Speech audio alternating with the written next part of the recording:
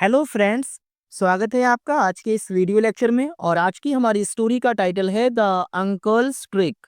The uncles यानी चाचा की और ट्रिक यानी चाल। अंकल और ट्रिक दोनों नाउन पार्ट्स ऑफ स्पीच हैं और एस एक अपॉस्ट्रोफी एस है जिसका यूज का की के सेंस में किया जाता है। तो इस तरह से इसका मतलब हुआ चाचा की चाल। तो इसको हम इस स्टोरी के थ्रू रीड करेंगे और जानेंगे कि कैसे ये इस स्टोरी से रिलेट करता है। तो वीडियो में एंड तक बने रहिएगा और वीडियो अच्छी लगी लाइक शेयर ज़रूर कीजिए, कमेंट कीजिए और अगर चैनल पर नए हैं तो सब्सक्राइब भी कर दीजिए। और इस स्टोरी को मैं बिल्कुल एक एक शब्द का हिंदी ट्रांसलेशन करते हुए और उनकी करेक्ट प्रोनाउंसिएशन बताते हुए आपको इंग्लिश पढ़ना सिखाऊंगा और इसमें आपको काफ़ी अच्छी वोकेबलरी भी सीखने को मिलेगी। और जो भी इंग्लिश ग्रामर के स्ट्रक्चर्स हैं जैसे वर्ब हैं, एडजेक्टिव है, एडवर्ब, फ्रेजल वर्ब या फिर इडियम्स, जो भी इसमें आपको देखने को मिलेंगे मैं उनको बिल्कुल डिटेल में डिस्कस करूंगा। तो बिना देरी की हम स्टोरी को पढ़ना शुरू करते हैं। There lived an intelligent deer in a jungle. तो देयर लिव्ड इसका मतलब है रहता था। देयर का यूज एक इंट्रोडक्टरी सब्जेक्ट के रूप में किया जाता है क्योंकि देयर एक एडवर्ब होता है जो कि एक प्लेस की जानकारी देता है, और जबकि सब्जेक्ट के रूप में या तो नाउन आता है या फिर प्रोनाउन आता है। और यहाँ पर जो वर्ब की सेकंड फॉर्म है इससे पहले ना ही कोई नाउन है और ना ही कोई प्रोनाउन है, तो इसीलिए देयर को एक इंट्रोडक्टरी सब्जेक्ट माना गया है और इसका कोई भी हिंदी सेंस नहीं पढ़ते हैं। देयर लिव रहता था एन इंटेलिजेंट डियर, एक बुद्धिमान हिरन, इन अ जंगल एक जंगल में एक बुद्धिमान हिरन रहता था। तो one day his sister came to him with her son and said, brother, give some survival tips to your nephew so that he can help himself in the hour of need। तो उसने क्या कहा, one day एक दिन, his sister यानी उसकी बहन, केम आई to him उसके पास।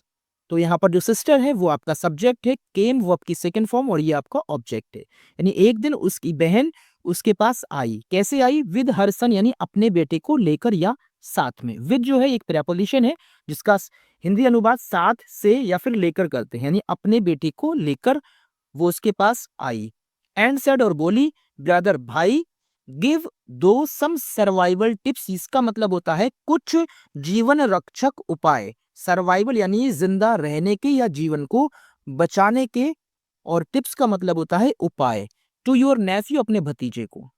सो दैट का मतलब होता है ताकि, और इसका यूज हमेशा किसी ना किसी उद्देश्य के लिए ही करते हैं, ताकि ही वो कैन हेल्प मदद कर सके, हिमसेल्फ खुद की, इन यानी में, द आवर ऑफ नीड यानी जरूरत के समय। तो एक दिन उसकी बहन अपने बेटे को लेकर उसके पास आई और बोली, भाई अपने भतीजे को कुछ जीवन रक्षक टिप्स दो या उपाय बताओ ताकि वो जरूरत के समय में स्वयं की मदद कर सके। यहाँ जो कैन है इसका मतलब होता है सकता है, और ये एक मॉडल वर्ब है, एबिलिटी के परमिशन के लिए इसका यूज किया जाता है। Of course sister, leave him with me, said the deer. तो सेड यानी कहा, द डियर हिरन ने। तो उस हिरन ने क्या कहा? ऑफ कोर्स यानी बेशक यानी सचमुच, सिस्टर बहन, लीव यानी छोड़ दो, हिम उसको, विद मी मेरे साथ, उसको मेरे साथ छोड़ दो। The baby deer wondered what the uncle was going to teach him. तो द बेबी डियर यानी उस हिरन के बच्चे ने, वंडर्ड आश्चर्य किया, वॉट यानी क्या, द अंकल वॉज गोइंग जा रहे थे, वॉज के बाद वर्ब की आईएनजी फॉर्म, और ये पास्ट कॉन्टिन्यूअस टेंस का सेंटेंस है जिसका हिंदी अनुवाद रहा था या रहे थे से करते हैं। जा रहे थे, टू टीच सिखाने, हिम उसको, उस हिरन के बच्चे ने आश्चर्य किया कि उसके अंकल उसको क्या सिखाने जा रहे थे। However, for 2 months, the baby deer took lesson from his uncle. However, हालांकि इसका मतलब होता है हालांकि। For 2 months 2 महीने तक, जब टाइम की बात आती है तो फॉर का सेंस तक के लिए करते हैं, यानी इसका यूज जो है वो तक के सेंस में आता है। द बेबी डियर हिरन का बच्चा, टुक यानी लेता रहा, लेसन सबक, या फिर ऐसे भी पढ़ेंगे टुक लेसन यानी सीखता रहा, फ्रॉम से हिज अंकल है आगे, हिज अंकल यानी अपने चाचा से 2 महीने तक वो सीखता रहा। एंड देन रिटर्न होम, और तब रिटर्न यानी वापस लौटा, होम घर। तो किसकी बात हो रही है? हिरन के बच्चे की। और तब वो घर वापस लौटा। One day he along with his friends went into the jungle to play. तो एक दिन ही यानी वो, ये सब्जेक्ट है और वर्ब है आपकी went. Along with his friends का मतलब है अपने दोस्तों के साथ में। और ये आपका एक एडजेक्टिवल फ्रेज है जो कि विशेषता बताता है उसकी। जब एक ग्रुप ऑफ वर्ड्स यानी शब्दों का समूह जब किसी नाउन या प्रोनाउन की विशेषता बताता है तो उसको हम कहते हैं एडजेक्टिवल फ्रेज। तो अलोंग विद हिज फ्रेंड्स, अपने दोस्तों के साथ में। तो ये एडिशनल इंफॉर्मेशन देता है ही के बारे में। वेंट यानी गया इनटू द जंगल, जंगल के अंदर, टू प्ले खेलने के लिए। एक दिन वो अपने दोस्तों के साथ गया। As a matter of chance का मतलब है संयोग से या फिर इत्तेफाक से। As a matter of chance यानी संयोग से द बेबी डियर, वो हिरन का बच्चा, गॉट इंटेंगल्ड यानी फंस गया। गॉट इंटेंगल्ड फंस गया इन द नेट, जाल में, ऑफ अ हंटर, एक शिकारी के। तो इत्तेफाक से वो हिरन का बच्चा शिकारी के जाल में फंस गया। The baby deer screamed help I am trapped in the net. तो वो हिरन का बच्चा स्क्रीम्ड यानी चीखा, चिल्लाया। हेल्प यानी मदद। आई एम ट्रैप्ड मैं फंस चुका हूं या मैं फंस गया हूं। इन द नेट जाल में, मैं जाल में फंस गया हूं। ट्रैप जो है वो वर्ब की थर्ड फॉर्म है। और जब भी किसी बी क्रिया, बी क्रियाएं क्या होती हैं? इज, आर, एम, वॉज, वर, ये 5 होती हैं आपकी बी क्रियाएं। तो जब भी किसी बी क्रिया के बाद वर्ब की थर्ड फॉर्म आती है वो सेंटेंस आपका पैसिव वॉइस का होता है।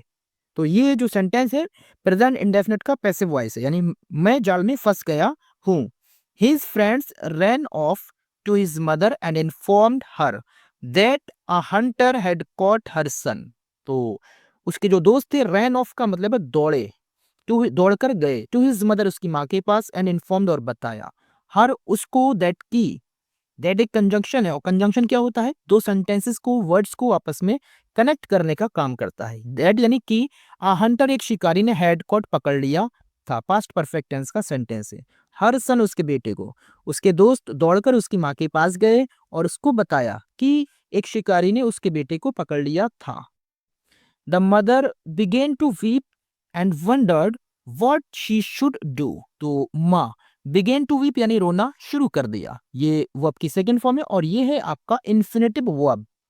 तो जब मेन वर्ब के बाद टू प्लस वर्ब की फर्स्ट फॉर्म आती है वो होती है आपकी इन्फिनेटिव वर्ब। उसने शुरू कर दिया क्या? रोना। एंड वंडर्ड और आश्चर्य किया। वर्ड यानी क्या, शी चाहिए, सॉरी शी उसको, शुड चाहिए, डू करना। और उसने ये आश्चर्य किया कि उसको क्या करना चाहिए। She ran to her brother and narrated the whole incident. She ran वो दौड़ कर गई, टू हर ब्रदर अपने भाई के पास, एंड नरेटेड और बताई या बयान की। नरेट का मतलब होता है बयान करना या बात को बताना। और इसका जो नाउन पार्ट्स ऑफ स्पीच होता है वो होता है नरेशन। तो नरेटेड जो कि वर्ब की सेकंड फॉर्म है, बताई द होल इंसिडेंट, पूरी घटना या पूरी बात। The brother comforted his sister and said don't worry sister। तो उसके भाई ने comforted का मतलब है दिलासा दी, his sister अपनी बहन को, and said और कहा, यानी उसके भाई ने दिलासा देते हुए अपनी बहन से कहा डोंट वरी, चिंता मत करो बहन। Your son is my student, तुम्हारा बेटा मेरा स्टूडेंट है। यहाँ पर जो इज है वो हेल्पिंग वर्ब ना होकर बल्कि एक लिंकिंग वर्ब है। तो इन दोनों में फर्क क्या होता है? जब किसी भी बी क्रिया के बाद अगर एक्शन वर्ब आए तो वो होती है हेल्पिंग वर्ब। जैसे योर सन इज रनिंग या your son is walking, your son is eating, ऐसे करके तो होगी ये हेल्पिंग वर्ब। लेकिन जब इसके बाद किसी एक्शन वर्ब की जगह कोई कॉम्प्लीमेंट दिया जाता है तो वो होती है आपकी लिंकिंग वर्ब। तो तुम्हारा बेटा है क्या है? मेरा student. He knows all the tricks of the trade, वो जानता है। ये नोज वर्ब की फर्स्ट फॉर्म के साथ एस लगा है, ये प्रेजेंट इंडेफिनिट का अफर्मेटिव सेंटेंस है। वो जानता है ऑल द ट्रिक्स, सारी चाल, ऑफ द ट्रेड, इस काम की यानी इस व्यापार में ये वो सारी चाल जानता है। वेट एंड वॉच, इंतजार करो और देखो।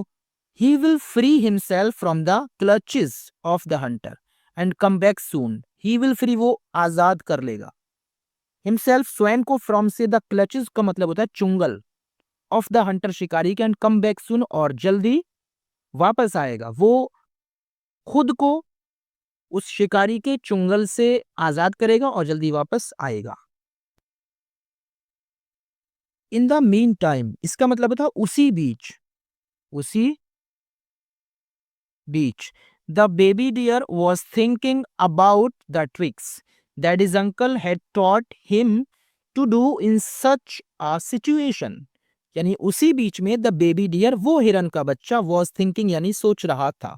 तो वॉज के बाद वर्ब की आईएनजी फॉर्म, तो कैसे पढ़ेंगे? सोच रहा था।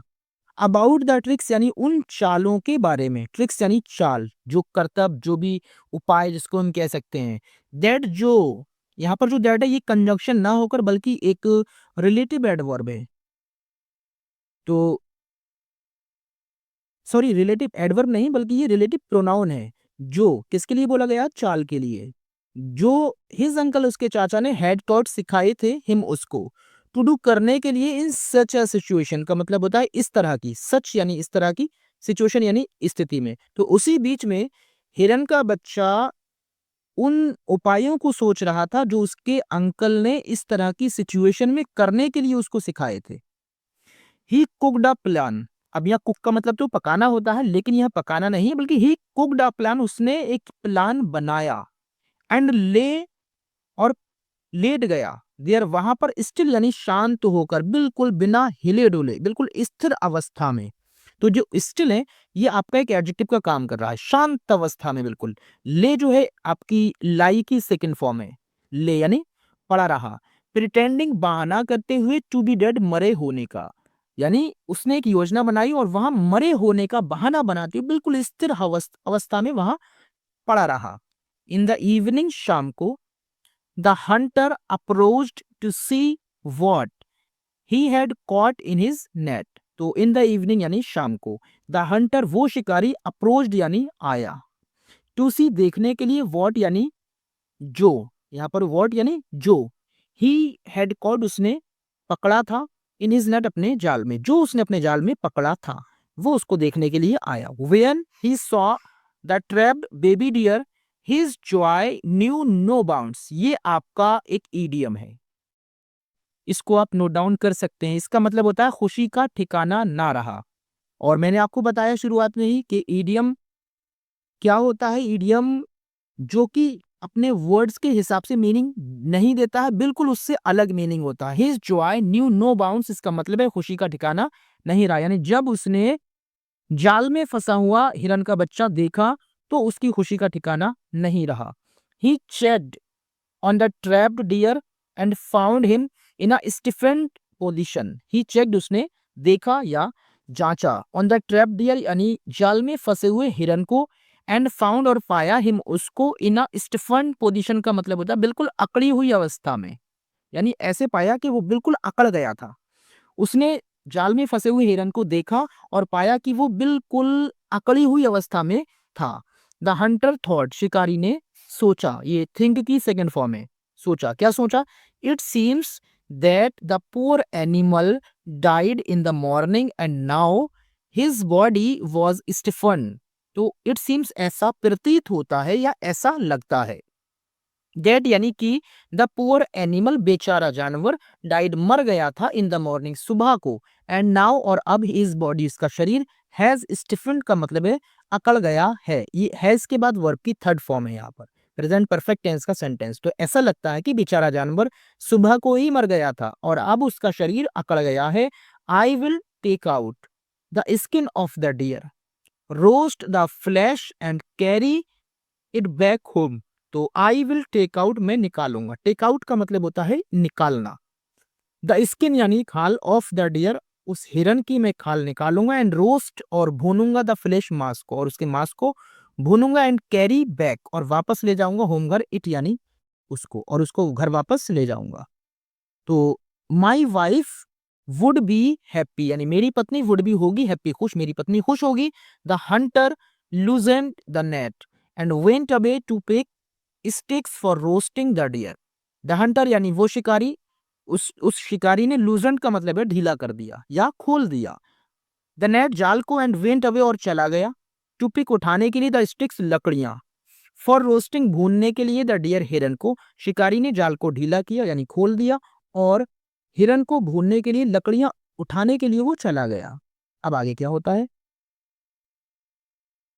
द बेबी डियर वो हिरन का बच्चा वॉज वेटिंग फॉर यानी इंतजार कर रहा था, दिस अपॉर्चुनिटी यानी इस अवसर का, और वो हिरन का बच्चा इसी अवसर का इंतजार कर रहा था। एज सुन एज जैसे ही द हंटर शिकारी वेंट अवे दूर गया, ही जम्प्ड अप वो ऊपर कूदा, एंड रेस्ड ऑफ और भाग निकला।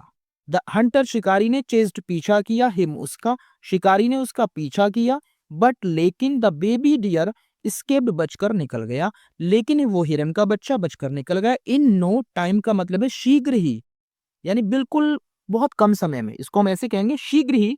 द हैप्पी बेबी डियर यानी प्रसन्न हिरन का बच्चा, वॉज यानी था, विद हिज मदर अपनी माँ के साथ।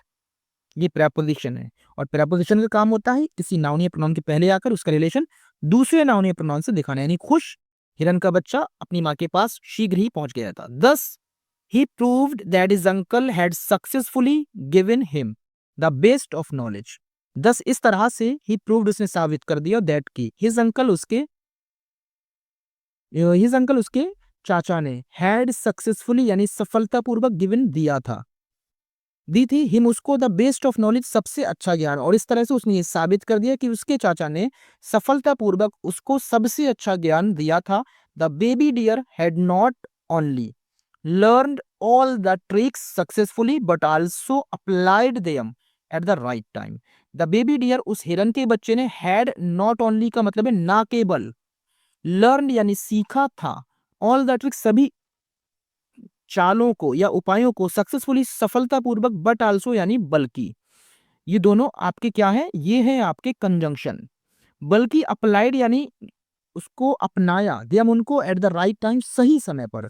तो हिरन के बच्चे ने न केवल सभी चालों को सफलतापूर्वक सीखा था बल्कि सही समय पर उनको अपनाया भी था।